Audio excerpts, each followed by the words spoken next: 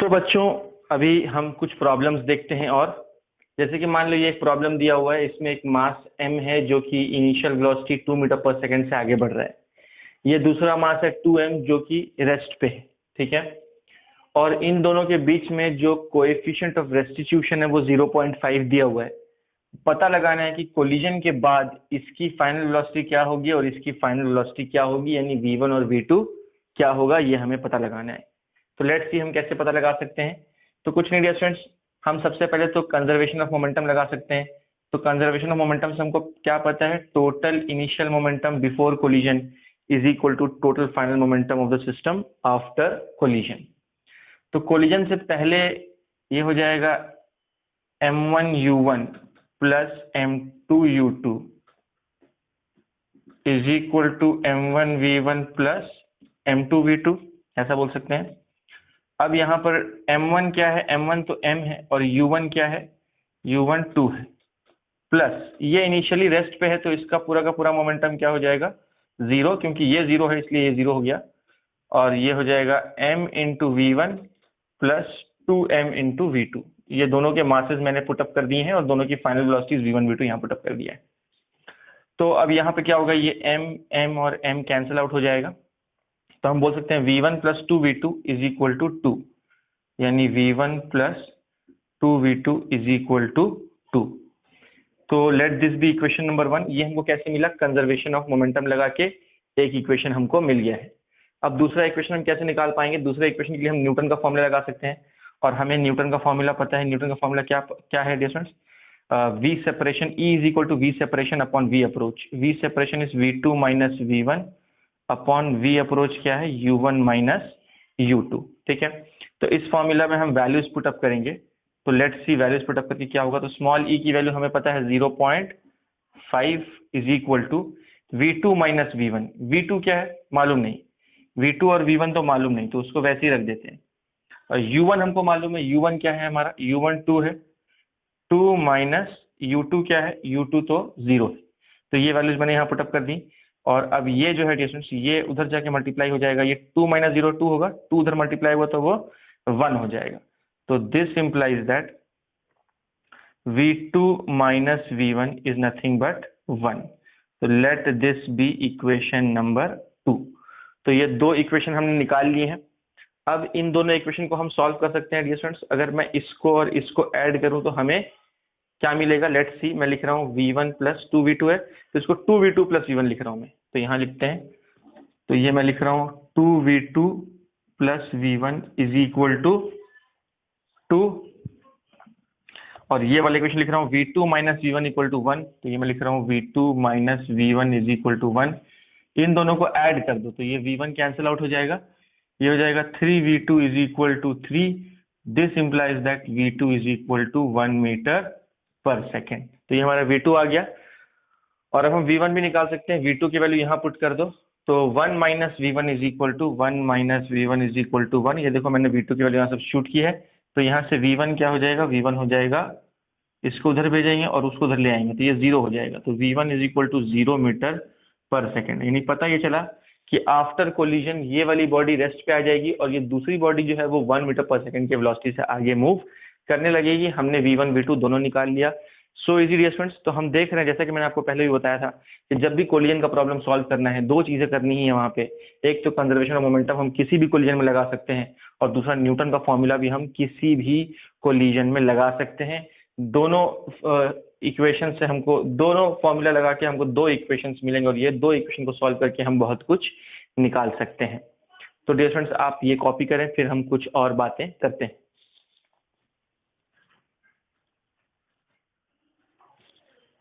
तो dear students, हम देख रहे हैं अगला सवाल। अगले सवाल में हमको एक मास दिया हुआ है 2 किलो का, दूसरा मास है 3 किलो का। जो 3 किलो वाला है वो इनिशियली रेस्ट पे है, और ये इनिशियली कितने से मूव कर रहा है, 36 किलोमीटर पर आवर से मूव करता हुआ आ रहा है। यानी u1 जो है वो है 36 इंटू 5/18 कर दो, तो 18 2 ज़ा 5 2 ज़ा 10 मीटर पर सेकेंड। यानी ये कितने से मूव करते हुए आ रहा है, ये 10 मीटर पर सेकेंड से मूव करता हुआ आ रहा है। ये इसको हिट कर रहा है। उसने बोला है कि जब इसने इसको हिट किया तो after collision both move together as a single mass, यानी दोनों चिपक के एक साथ मूव करने लगे। यानी ये कोलिजन कैसा है, परफेक्टली इनइलास्टिक कोलिजन है। तो पता क्या लगाना है, loss in kinetic energy due to collision, यानी इस पूरे सिस्टम का काइनेटिक एनर्जी का कुछ लॉस हुआ होगा। जाहिर सी बात है, चाहे कोलिजन इनइलास्टिक हो या परफेक्टली इनइलास्टिक हो, वहां काइनेटिक एनर्जी का लॉस तो होता ही है, और वही लॉस हमको फाइंड आउट करने के लिए बोला गया है। तो आओ हम पहले तो ये पता लगा लेते हैं कि ये जो चिपक के साथ में मूव करेंगे, यानी कि वो डायग्राम में यहाँ दिखाता हूँ। तो ये सपोज डिस्टेंस 2 किलो वाला है और ये 3 किलो वाला है, और अब दोनों चिपक के एक साथ मूव कर रहे हैं with a common velocity v। तो ये बिफोर कोलिजन है, ये आफ्टर कोलिजन है। पहले इस कॉमन वेलोसिटी v का पता लगा लेते हैं, वो क्या होगी। ठीक है, तो वो हम कैसे पता लगा सकते हैं, मोमेंटम कंजर्वेशन से। Total initial momentum before collision is equal to total final momentum after collision of the entire system. तो इसको हम बोल सकते हैं m1u1 plus m2u2 is equal to m1v1 plus m2v2। अब डिस्टेंस u2 0 है, इनिशियल वेलोसिटी 0 है इसकी, तो ये पूरा टर्म 0 हो जाएगा। ठीक है, और बाकी वैल्यूज हम यहाँ पुटअप करते हैं। तो ये m1 क्या है, m1 है डिस्टेंस 2 किलो, तो और ये u1 जो 10 है, तो ये मैं लिख रहा हूँ 2 × 10 is equal to m1 is 2 and v1 is v। देखो फाइनल वेलोसिटी इस वाले की भी v ही होगी और इसकी भी फाइनल वेलोसिटी v ही होगी, तो 2 × v प्लस 3 × v, है ना, क्योंकि m2 क्या है, m2 3 है ना। तो इस तरह से मैंने लिख दिया। अब इसको क्या लिख सकते हैं, ये लिख सकते हैं 20 इज इक्वल टू 5v, यहाँ से v क्या आ गया, 4 मीटर पर सेकेंड आ गया। यानी वो कॉमन वेलोसिटी जिससे कोलिजन के बाद ये मूव करेंगे एक साथ एज अ सिंगल मास, वो कॉमन वेलोसिटी क्या आ गई, 4 मीटर पर सेकेंड आ गई है। ठीक है, अब देखते हैं कि loss in kinetic energy due to collision क्या होगा, वो हमको पता लगाना है। तो लॉस इन काइनेटिक एनर्जी यानी कि डेल्टा के हमें पता लगाना है। तो डेल्टा के क्या होगा, K final of the entire system minus K initial of the entire system, इसी से हमें क्या मिलेगा, लॉस इन काइनेटिक एनर्जी मिलेगा। तो आओ देखते हैं कि हम इसको किस तरह से लिख सकते हैं। तो फाइनल काइनेटिक एनर्जी सिस्टम क्या होगा, वो होगा हाफ इंटू, अभी ये दोनों मिल के एक साथ मूव कर रहे हैं, एज अ सिंगल सिस्टम आगे बढ़ रहे हैं, तो इस पूरे सिस्टम का मास 5 किलो हो जाएगा। तो half into m into we का स्क्वायर, है ना, तो half into m into we का स्क्वायर यानी 16, ये पूरे सिस्टम की फाइनल काइनेटिक एनर्जी। ठीक है, और पूरे सिस्टम की इनिशियल काइनेटिक एनर्जी क्या है, इसकी तो काइनेटिक एनर्जी 0 है, तो इनिशियली बस इसकी काइनेटिक एनर्जी लेना पड़ेगा, जो कि होगा half into m into we का स्क्वायर, जो कि हो जाएगा 100। ठीक है डियर स्टूडेंट्स, तो इसको थोड़ा सा सिंप्लीफाई कर लेते हैं। तो ये हो जाएगा 2 8 16, 8 5 40, माइनस ये 2 2 कट जाएगा 100, यानी ये हो जाएगा -60 जूल। माइनस बता रहा है कि लॉस है ना। अगर ये प्लस में आता, change in kinetic energy plus में आता, तो इसका मतलब गेन हो रहा था, उतना काइनेटिक एनर्जी गेन हो जाता। लेकिन यहाँ पे तो डेल्टा के ही नेगेटिव आया है, यानी कि इतना लॉस हो रहा है। कितने का लॉस हो रहा है, 60 जूल से काइनेटिक एनर्जी का लॉस हो गया आफ्टर दिस कोलिजन। तो उम्मीद है ये भी आपको समझ में आ गया होगा डियर स्टूडेंट्स, ये भी आप कॉपी डाउन कर लें।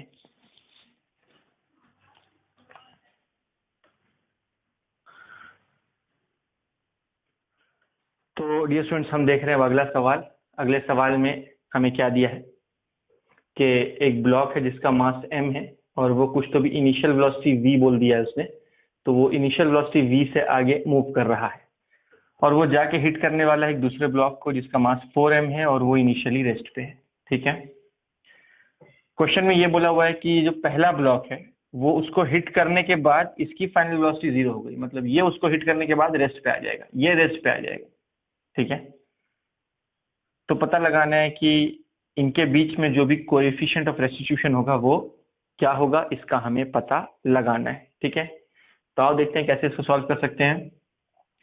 फिर से वही डियर स्टूडेंट्स, हम इसको आराम से पहले तो ई, देखो ई निकालना है हमें, ई निकालना है, मतलब ई क्या होता है, E v separation upon v approach होता है, यानी v2 minus v1 upon u1 minus u2 होता है। ठीक है, तो इसमें हमको सारी वैल्यूज पुटअप करनी पड़ेंगी, तो उसके लिए मोमेंटम कंजर्वेशन लगाते हैं। मोमेंटम कंजर्वेशन अगर मैं लगाऊं, तो मोमेंटम कंजर्वेशन के हिसाब से m1u1 यानी m into v plus 0 is equal to, ये तो अल्टीमेटली किस पे आ गया, रेस्ट पे आ गया, तो उसका फाइनल मोमेंटम 0 हो जाएगा, और इसका फाइनल मोमेंटम हमें पता नहीं, जिसको हम v2 बोल देते हैं। ठीक है डियर फ्रेंड्स, अब यहाँ पर से मैं क्या बोल सकता हूँ, mv is equal to 4m into वी2 ये mm कैंसिल आउट हो जाएगा और यहाँ से v2 क्या हो जाएगा, v2 जो है वो हो जाएगा v/4, यानी v2 हमारा आ गया v/4, यानी इसकी जो फाइनल वेलोसिटी है वो हो जाएगी v/4, इसकी फाइनल वेलोसिटी। ठीक है, तो अब हम आराम से यहाँ पे अपना वैल्यूज पुटअप कर सकते हैं इस फॉर्मूला में। तो चलो यहाँ वैल्यूज पुटअप करते हैं। तो यहाँ पे v2 क्या है, v2 v/4 है, तो मैं लिख रहा हूँ v/4 माइनस v1 क्या है, v1 तो 0 हो गया, अपॉन u1 क्या है, u1 को v बोला है, और u2 क्या है, u2 तो 0 है। ठीक है डियर, तो अब ये क्या हो जाएगा, ये हो जाएगा v/4 इंटू 1/v, और ये v कैंसिल हो जाएगा। 1/4 इज नथिंग बट 0.25, यानी e की वैल्यू आ गई 0.25, दैट इज आवर आंसर। ठीक है, अब आते हैं हम अपने अगले सवाल की ओर। ये सवाल थोड़ा सा क्रिटिकल है डियर स्टूडेंट्स। अभी इसमें क्या बोला है कि दो मासेस हैं, दो बॉडीज है, एक का मास 4m है और दूसरे का मास 2m है। ये वाली जो बॉडी है इनिशियल वेलोसिटी u से मूव कर रही है, यानी u1 को उसने क्या बोला है, u बोला है कि वो u से आगे बढ़ रही है, और दूसरी वाली बॉडी इनिशियली किस पे है, रेस्ट पे है। ऐसा कंडीशन दिया हुआ है। उसने बोला है कि इनके बीच में जो कोलिजन हो रहा है वो कोलिजन इलास्टिक है। साफ साफ क्वेश्चन में बोला हुआ है कि कोलिजन क्या है, इलास्टिक है। पूछा क्या है, after collision fraction of kinetic energy lost by body A is, A कितनी काइनेटिक एनर्जी लूज करेगा, है ना। डिस्टेंस भले ही कोलिजन इलास्टिक है, इलास्टिक कोलिजन में क्या होता है, पूरे सिस्टम की काइनेटिक एनर्जी कंजर्व्ड होती है, इंडिविजुअल बॉडीज की नहीं। मतलब ये जितने से काइनेटिक एनर्जी इसकी घटेगी, टक्कर के बाद इसकी काइनेटिक एनर्जी जितने से घटेगी, उसकी काइनेटिक एनर्जी उतने से ही बढ़ जाएगी, सच दैट पूरे सिस्टम की काइनेटिक एनर्जी कांस्टेंट रहेगी। लेकिन एक इंडिविजुअल बॉडी की अगर बात करें तो उसकी काइनेटिक एनर्जी टक्कर के बाद कम हो जाती है, भले ही कोलिजन इलास्टिक क्यों ना हो। इंडिविजुअल बॉडीज का काइनेटिक एनर्जी कम ज्यादा होता है, लेकिन पूरे सिस्टम का कांस्टेंट रहता है इलास्टिक कोलिजन में। ठीक है, तो हमको ए के काइनेटिक एनर्जी में कितना लॉस हुआ वो हमको पता लगाना है। ठीक है, तो चलो हम कुछ कैलकुलेशन करते हैं। फिर से देखो, कंजर्वेशन ऑफ मोमेंटम तो हम यहाँ लगा ही सकते हैं। उस हिसाब से मैं क्या लिखूंगा, 4m इंटू यू प्लस 0 क्यों, क्योंकि इसका इनिशियल मोमेंटम क्या है, 0 है, इज इक्वल टू, मान लो इसकी फाइनल वेलोसिटी v1 हो गई और इसकी फाइनल वेलोसिटी v2 हो गई, तो 4m into v1 plus 2m into v2, 4m into v1 plus 2m into v2, इस तरह से लिख दिया मैंने। अब यहाँ पे मास m कैंसिल आउट कर देंगे, और फिर मैं क्या करूंगा, मैं 2 से बोथ द साइड्स डिवाइड कर दूंगा। तो ये 2 से डिवाइड हो गया, ये 2 से डिवाइड हो गया, और ये 2 से डिवाइड हो गया। तो फिर ये क्या बचा, 2u plus 2 is equal to 2v1 plus v2, इस तरह से आ गया। इसको हम चाहे तो बोल सकते हैं इक्वेशन नंबर 1। ठीक है, अब एक्चुअल में हमें निकालना क्या है वो मैंने यहाँ लिखा है। निकालना है कि ए में fraction of kinetic energy lost by the body A. Fraction of energy lost मतलब डेल्टा के अपॉन के निकालना है। किसके लिए निकालना है, ए के लिए निकालना है। ये है फ्रैक्शन ऑफ एनर्जी लॉस्ट। अगर सिर्फ इतना लिखता तो ये होता एनर्जी लॉस्ट, ये है फ्रैक्शन ऑफ एनर्जी लॉस्ट, और अगर इनटू 100 कर देंगे तो परसेंटेज ऑफ एनर्जी लॉस्ट, ऐसा मामला। तो एक्चुअली हमें ये निकालना है। ये निकालने का मतलब क्या है, ए के लिए लॉस निकालना है, तो ए की फाइनल काइनेटिक एनर्जी माइनस ए की इनिशियल काइनेटिक एनर्जी अपॉन ए की initial kinetic energy, final minus initial upon initial, ऐसा है। तो ए की फाइनल काइनेटिक एनर्जी क्या हो जाएगी, half into 4m into v1 का स्क्वायर, और ए की इनिशियल काइनेटिक एनर्जी क्या है, हाफ 4m इंटू यूज करिए इनिशियल है, final minus initial upon initial, किसके लिए, बॉडी ए के लिए। तो अब यहाँ पर ध्यान देने वाली बात यह है कि इसको अगर मैं एक स्टेप और आगे लिखूं तो ये कुछ ऐसा हो जाएगा डिस्टेंस, इन सब में से हाफ हाफ और 4m कट जाएगा इन दोनों में से। ठीक है, तो अल्टीमेटली क्या बचेगा, v1 square minus u1 square upon u1 square, यानी ये ऐसा बचेगा। यानी delta K of A upon initial kinetic energy of A is equal to v1 square minus u square, v1 square minus u square upon u square, ऐसा बचेगा distance. क्योंकि half into 4m half into 4m half into 4m common निकाल के कर दो। ठीक है, अब यहां से हमें एक नंबर प्राप्त करना है, तो वो हम कैसे कर सकते हैं। तो अब यहाँ से हमको रिलेशनशिप नहीं पता, तो रिलेशनशिप के लिए हम कुछ और करेंगे, हम लगाएंगे न्यूटन का फॉर्मूला। जैसे कि मैंने बताया था हर केस न्यूटन का फॉर्मूला लगता है, तो यहाँ भी न्यूटन का फॉर्मूला लगा दो। तो न्यूटन का फॉर्मूला क्या कहेगा, E is equal to v2 minus v1 upon u1 minus u2। ठीक है, तो यहाँ वैल्यू सब्स्टिट्यूट करते हैं, तो v2 की वैल्यू क्या है पता नहीं, v1 पता नहीं, u1 u, u2 0, ठीक है। और हमको पता है इलास्टिक कोलिजन है, ये दिया हुआ कोलिजन इलास्टिक है, तो स्मॉल ई की वैल्यू क्या होगी 1 होगी। तो इसको इधर भेज दो तो ये हो जाएगा u is equal to v2 minus v1, ठीक है। और यहां से मैं क्या लिख रहा हूं, यहां से मैं लिख रहा हूं v2 is nothing but u plus v1, v2 is nothing but u plus v1। इसको मैं बोल देता हूं इक्वेशन नंबर 2। अब हम क्या कर सकते हैं डियर स्टूडेंट्स, अगर मैं 2 को 1 में सब्स्टिट्यूट कर दूं, यानी v2 की वैल्यू उठा के मैं यहां रख दूं, तो क्या होगा, क्या होगा मैं यहां लिख के दिखाता हूं। तो अगर मैंने वो वैल्यू यहां पुटअप की तो ये हो जाएगा 2u is equal to 2v1 plus u plus v1, ऐसा हो जाएगा। अब देखो 2v1 और v1 3v1, और ये u को उधर भेज दो तो ये u उधर जाके सिंपली u हो जाएगा और ये हो जाएगा 3v1। अब यहाँ से v1 क्या हो जाएगा u/3, v1 क्या हो जाएगा u/3। v1 की ये वैल्यू उठा के हम कहाँ सब्स्टिट्यूट कर सकते हैं, यहाँ सब्स्टिट्यूट कर सकते हैं डियर स्टूडेंट्स। तो अगर मैं इसको इक्वेशन नंबर 3 बोलूं, और या इसको मैं 3 बोल देता हूं और इसको मैं बोल देता हूं 4, तो पुटिंग 3 इन 4 क्या हो जाएगा, delta K of A upon K of A is equal to v1 का स्क्वायर, v1 का स्क्वायर यानी u स्क्वायर बाई 9,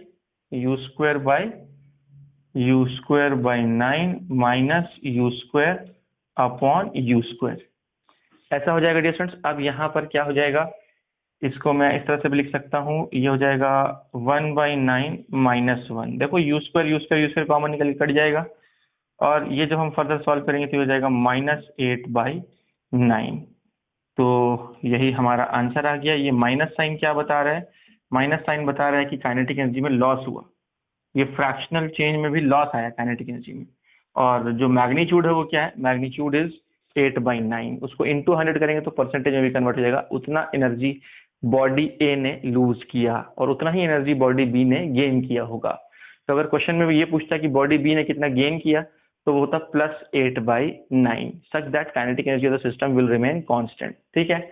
उम्मीद है आपको ये बात भी समझ में आई होगी। ये क्रिटिकल सवाल है, आप बाद में दोबारा भी इसको सॉल्व करके देखें आपसे सॉल्व हो रहा है कि नहीं। फिलहाल यहाँ तक कॉपी कर लेंगे।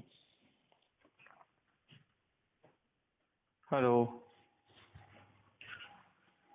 डियर स्टूडेंट्स, हम अगला सवाल देख रहे हैं और यहाँ पर क्या हो रहा है कि एक बुलेट आ रही है। इस बुलेट का मास कितना दिया है, 10 ग्राम दिया है, और ये बुलेट 100 सेंटीमीटर पर सेकंड की स्पीड से आ रही है। ये बुलेट ने इस पेंडुलम के बॉब को हिट किया और हिट करने के बाद उसके अंदर ही चिपक गई वो, ठीक है। अब दोनों एक साथ चिपक के आगे मूव करने लगे। तो उसने पूछा कि बताइए ये जब मूव करेंगे तो ये पेंडुलम मैक्सिमम कितने हाइट तक राइज करेगा, क्योंकि जब वेलोसिटी 0 हो जाएगी तब जो करस्पॉन्डिंग हाइट है वो मैक्सिमम हो जाएगा। तो वही मैक्सिमम हाइट की हमको वैल्यू का पता लगाना है। तो इसको स्टेप बाय स्टेप सॉल्व करते हैं डियर स्टूडेंट। सबसे पहले तो ये बिफोर कोलिजन की कंडीशन है और ये आफ्टर कोलिजन की कंडीशन है। तो बिफोर कोलिजन और आफ्टर कोलिजन में हम कंजर्वेशन ऑफ मोमेंटम लगाते हैं सबसे पहले।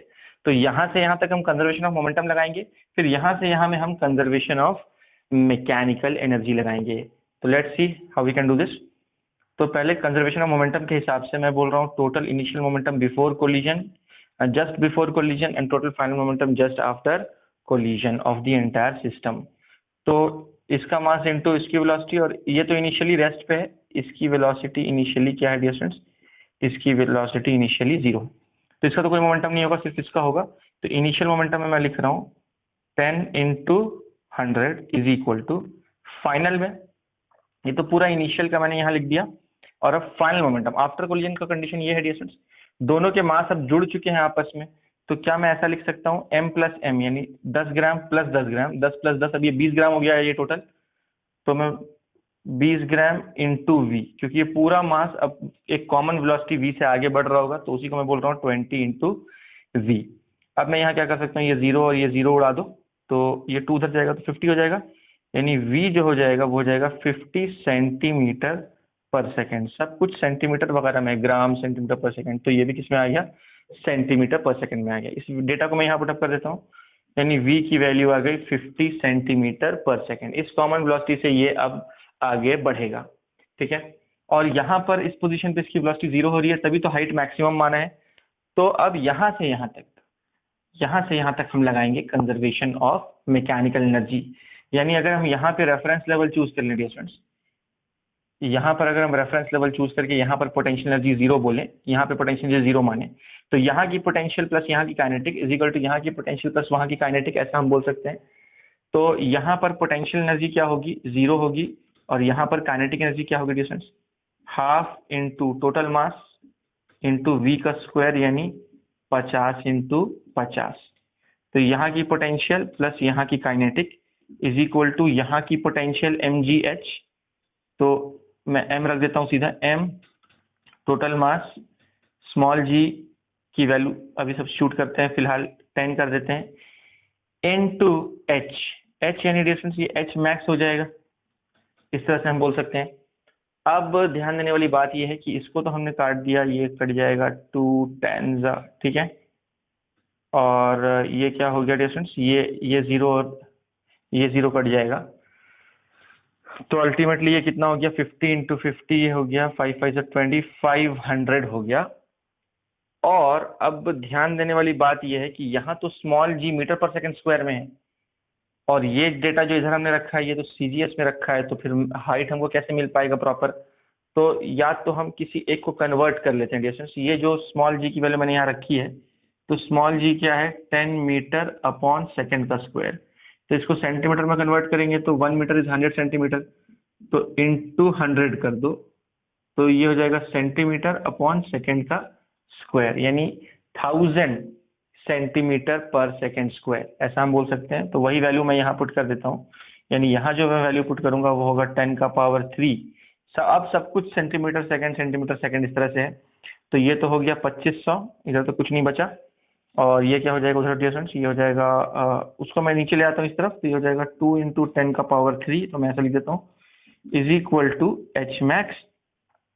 और इसको अगर हम फर्दर सॉल्व करें तो यहाँ 2 0 चला जाएगा, ये 2 0 चला गया, और ये 25 का आधा क्या होगा, 12.5, और 12.5 का डेसिमल एक और पीछे शिफ्ट करो, तो अल्टीमेटली हम क्या बोल सकते हैं, h मैक्स होगा 12.5 upon 10 which will be 1.25 centimetre. देख लो डिस्टेंस, ये हो जाएगा 12.5 और ये 10 भी है ना, तो डेसिमल एक प्लेस और लेफ्ट शिफ्ट होगा, यानी ये मैक्सिमम हाइट कितना रीच करेगा, 1.25 सेंटीमीटर।